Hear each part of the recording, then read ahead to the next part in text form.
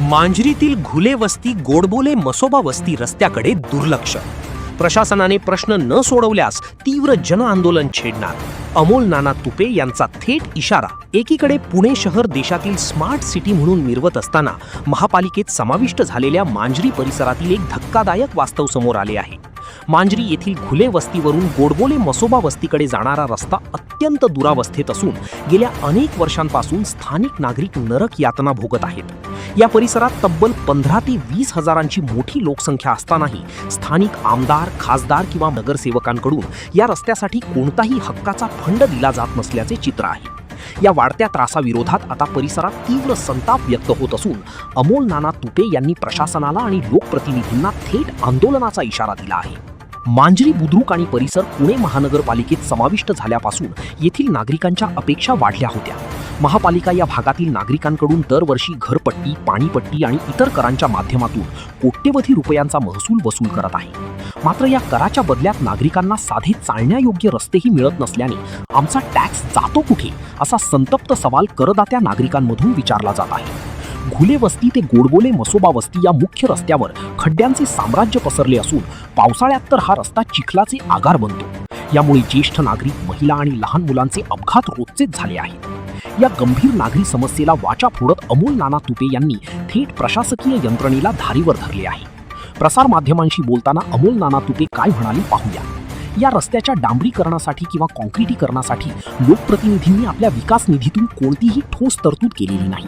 अनेकदा निवेदने देऊनही लोकप्रतिनिधी आणि प्रशासन एकमेकांकडे बोटे दाखवून जबाबदारी झटकत आहे, असा आरोप स्थानिक रहिवाशांनी केला आहे. आता या ठिकाणच्या नागरिकांनी मला इथे बोलवलं.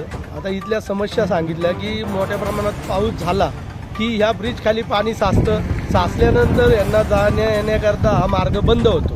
त्यामुळे यांना परत 2 किलोमीटरवरनं मांजरीतनं किंवा 17.5वरनं मुंडव्यातनं असं या लोकांना जायला लागतं. आता हा पर्यायी रस्ता आहे त्यांना आणि ह्या रस्त्याची आता फार मोठ्या प्रमाणामध्ये दुरावस्था आहे.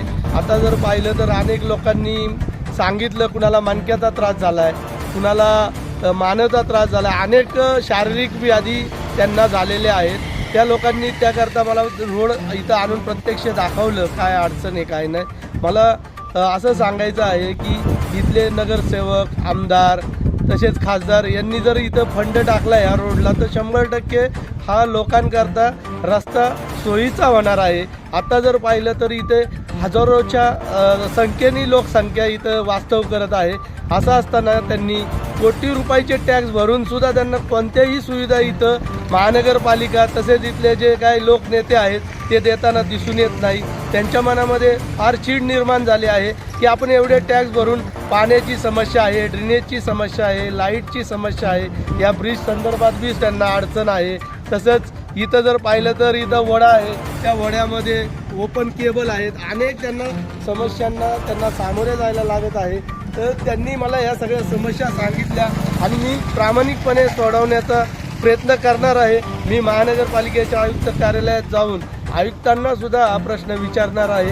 कारण आता मध्यंतरी एक न्यूज चॅनलमध्ये मी अशी बातमी बघितली होती की ठेकेदार, महानगरपालिकेचे काही अधिकारी आणि जे कोण असतील सगळे जे अधिकारी आणि ठेकेदार हे नगरसेवक हे एकत्र बसून आर्थिक देणे घेण्याची मीटिंग करायला त्यांना वेळ आहे, पण जनतेचे प्रश्न सोडवायला त्यांना वेळ नाही.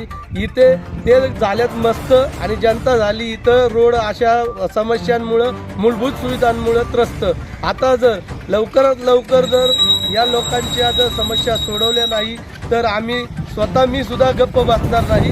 महानगरपालिकेत जाऊन आंदोलन करणार आहे. तर माझा प्रश्न महत्त्वाचा आहे की ह्या रोडला जो कचऱ्याचा गहन प्रश्न आहे, एवढा गहन बिकट आहे की बस रे बस. तुम्ही रेल्वेच्या पुलाकडे जाऊ शकता, कचराच पडलेला आहे. इथं पण कचरा आणि काही इथं म्हणजे नाही का अशा सुखसुविधा नाही आहेत किंवा जेणेकरून कचरा तिथं ठेवण्याची हे ठिकाण आहे. एवढं त्या विठ्ठल रुक्मिणी मंदिर चौकापासून रेल्वेच्या पुलाच्या पलीकडे कचऱ्याची परिस्थिती एवढी फार अतिशय बिकट आहे की ना सगळं आता म्हणजे काय म्हणता येईल ना की फार कचरा कुंडीच झालेली आहे सगळी. टाकत राहतात कचरा, ते काय बघत नाही काय नाही. आमच्यावर घेतात तर असं इतकं पाणी साचतं, ते पाणी साचतं. लहान मुलांना पण त्रास आहे म्हणा. एक एक जण बोला. हां, आम्हाला लई त्रास. माझं नाव कौशल्या शरण पटेळेकर आहे. की आम्हाला खूप त्रास आहे. इथं पेट्रोल पण जाता येत नाही. परत पुलाखालून पण जाता येत नाही, कचरा पण भरपूर येतो, गाड्या कसं चालवायचं, स्लिप होलेल्यात गाड्या. आम्हाला रोड करून द्यायला पाहिजे, रोड तोडून आम्हाला पाईप टाकून रोड करून द्यायला पाहिजे. प्रॉब्लेम आहे इथे रस्त्यामुळं आमच्या सामान्य जनतेला खूप त्रास सहन करावा लागत आहे. सामान्य जनतेची गाडी जी आहे ती खराब होत आहे. परत नंतरून कंबर झाली, या खूप असे व्याधी होत्यात. आत्ताच तुम्ही बघताय हा पूल जास्तीत जास्त मोठा केला पाहिजे. भरपूर लोक इथं लोकसंख्या वाढल्यामुळं हा रोड पण खराब झालेला आहे.